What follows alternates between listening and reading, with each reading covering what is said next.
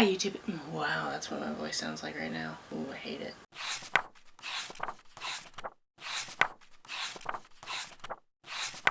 Hi YouTube, it's Kathy, and this is my weekly entertainment wrap-up for April 27th through May 3rd. This week I read one book, I watched 3 shows, and I listened to one book. I've had a busy past few days on the channel. The last 2 days I've actually posted a video. The one on Friday was the announcement for the 15th round of the Queer Lit Readathon, and if you missed that, you should definitely check that out. And then of course I posted my April wrap-up yesterday, which included one of the books I'm going to talk about today, but not both of them. The one it does include is the one I read with my eyeballs, and that is Every Sweet Thing is Bitter. This one is messy. This one is all about Providence, who has not been back to her very small town in a very long time, and for a very good reason. Turns out the last time she was there, she actually hit her mom with the family car, went to jail for it, has been out of jail and doing tattoo work ever since. But she's being called back to that small town because it turns out her mom is missing. So she goes back to try to help look for her, and this is the first time she's seeing her 2 younger sisters and her father, who definitely abused her, her sisters, and her mother. In fact, he was the person she was trying to hit with that car. This one is obviously a mystery because we're trying to figure out what happened to Providence's mother, as well as trying to figure out what happened in her past, and ultimately how she's going to deal with this very triggering situation.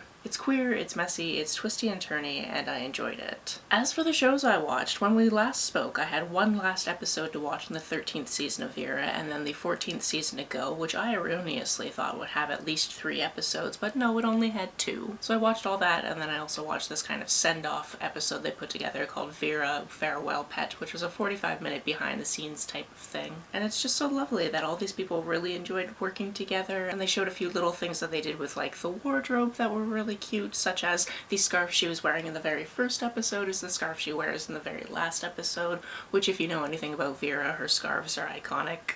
Altogether, it was just really lovely. Next, we watched the second and final episode of Jetlag Season 13.5, which is them playing hide and seek in New York, which is basically just an extended advertisement for Jetlag the Game, which is a home version of the game you can actually play with your friends anywhere in the world. Despite it definitely being a push for that, it's still really fun to watch other people play this game. Additionally, Chad got some intel from the internet where it turns out they filmed the first half of the game months ago and the second half of the game after they filmed Season 13, which means that one particular element from Season 13 was able to show up in this episode, which was just really fun. Again, this was 2 teams of 2. 2 of them were hiding somewhere in New York, and the other team had to try to figure out where they were, hopefully in a better time that that team found them. And again, I watched it on Nebula, so I won't spoil it for you because it's not out on YouTube yet, but it is a fun time. It did, however, feel a little bit strange for them to stop and be like, okay, we also made a metric version for all you people that use metric, as though that's not most of the world and freedom units are weird. But in case you were wondering, people in Europe can now buy it, and it doesn't have quite the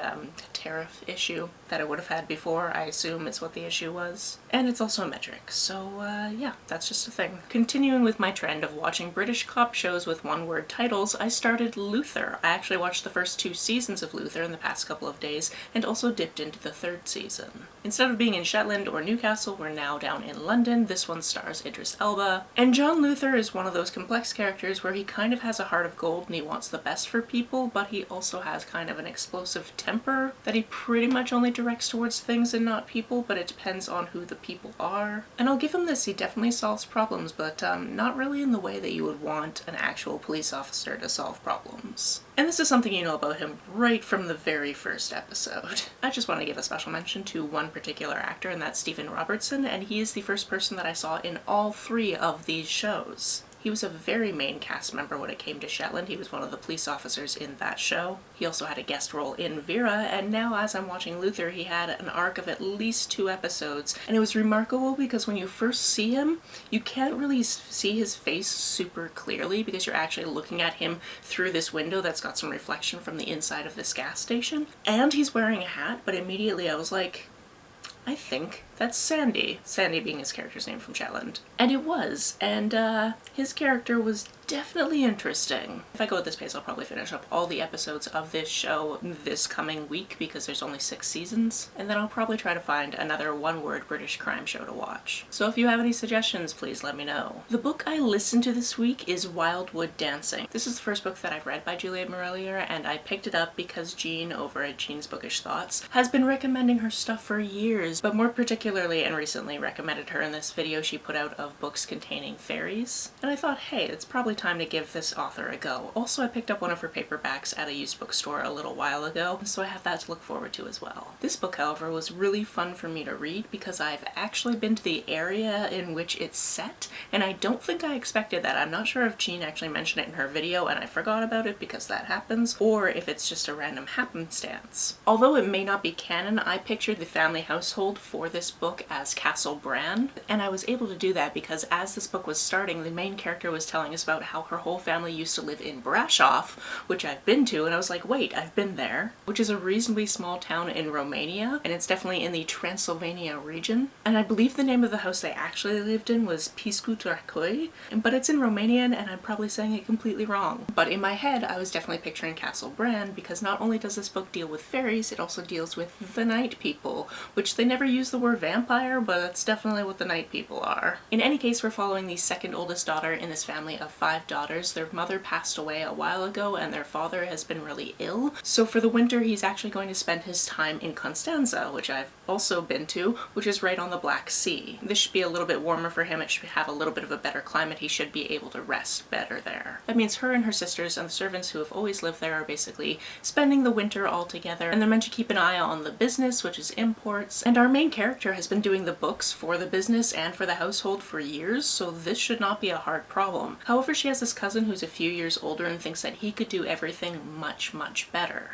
to the point where he starts throwing around his weight and putting his nose into their business when he has no business being there. He was honestly just such a frustrating character. Additionally, if you really like books with animal companions, our main character has this little frog named Gogu who's been basically her best friend for like 9 years, and she can hear him talking to her, which is definitely fun because he definitely has some opinions. Where the fairy element of this book comes in is there's actually a portal to the fairy realm that opens up, so to say, every month on the full moon, and as long as all 5 of the sisters are able to go together, they can actually open this portal, have a really nice night in fairy, and then come back the next morning. The night before their father leaves for Constanza is a full moon, so they go over, they meet some new people called the Night People, which they're very weary of, except for the eldest daughter, who is very much smitten. And that cousin I talked about, he does not like the Fae folk. He actually wants to cut down the woods where the Fae folk tend to live, because when they were children, one of the Fae folk drowned his elder brother. It's a whole messy circumstance, and this is one of those books where I would just talk out loud to myself as I was walking around outside, because one of the characters in particular annoyed me so much. It's like, if you could just leave her alone, she is perfectly capable of running this household by herself, she does not need her help, and also she does not need